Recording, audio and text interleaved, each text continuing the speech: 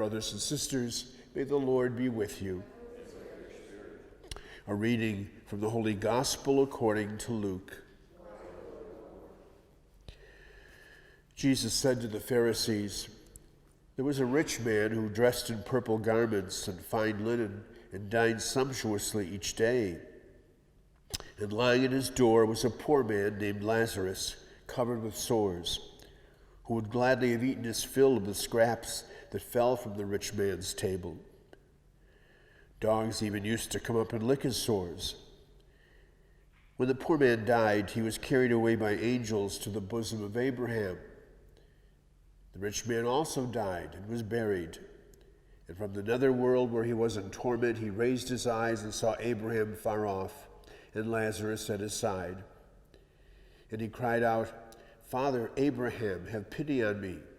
Send Lazarus to dip the tip of his finger in water and cool my tongue, for I am suffering torment in these flames.'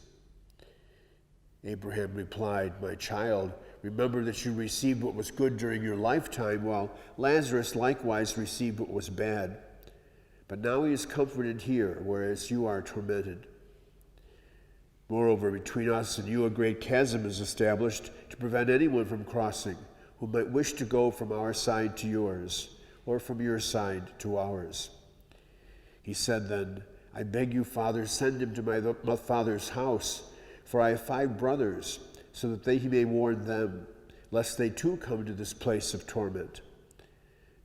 But Abraham replied, 'They have Moses and the prophets. Let them listen to them.' He said, 'Oh no, Father Abraham, but if someone from the dead goes to them, they will repent.' Then Abraham said, 'If they will not listen to Moses and the prophets, neither will they be persuaded if someone should rise from the dead.'" The Gospel of the Lord.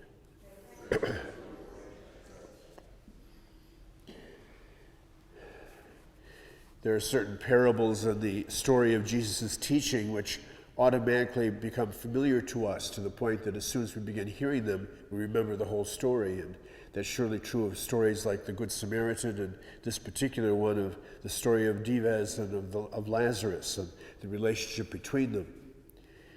The idea of prosperity, of course, always is something that everybody seeks. We all want to be secure in our lives, to be able to take care of ourselves and those around us. And there's nothing bad with that. The problem is sometimes, however, it becomes such a be-all and the end-all that the priorities we establish for ourselves become askewed and are misplaced. We find ourselves being far more important about those material things around us than what really counts. And every so often our eyes are opened and we realize it again.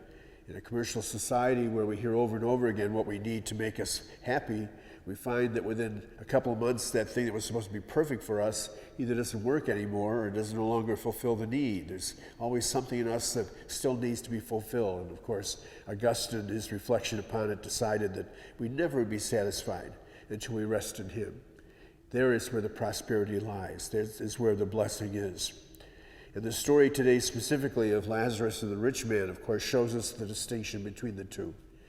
Interestingly, the poor man, Lazarus, has a name, a personality. He is linked to what he is as a person. The person, in the case of the rich man, the word Dives just means rich man in Greek. And so he wouldn't even have a name for him. His personality rests in the things that he has around him. And at first glance, of course, it seems to be the better place, but we find very quickly that because of his misuse of what he had and the abuse of it, it ends up being a punishment rather than a reward. And so when time comes for them to come before judgment, interestingly, the difference between the two are shown in very beautiful terms. In the case of the poor man, he goes into the bosom of Abraham after death. What a picture is being carried off to be with the Lord. In the case of the rich man, we're just told he died and he's buried. And so the concept of what he went was very different. The sad thing, of course, is that this dialogue takes place between Abraham and the rich man. The rich man knew who Lazarus was. He calls him by name and suggests, please let Lazarus put some water on so he can put on my tongue from the tip of his finger. And so he was aware of the need that was there outside of his door. And even though he knew it, he did nothing about it.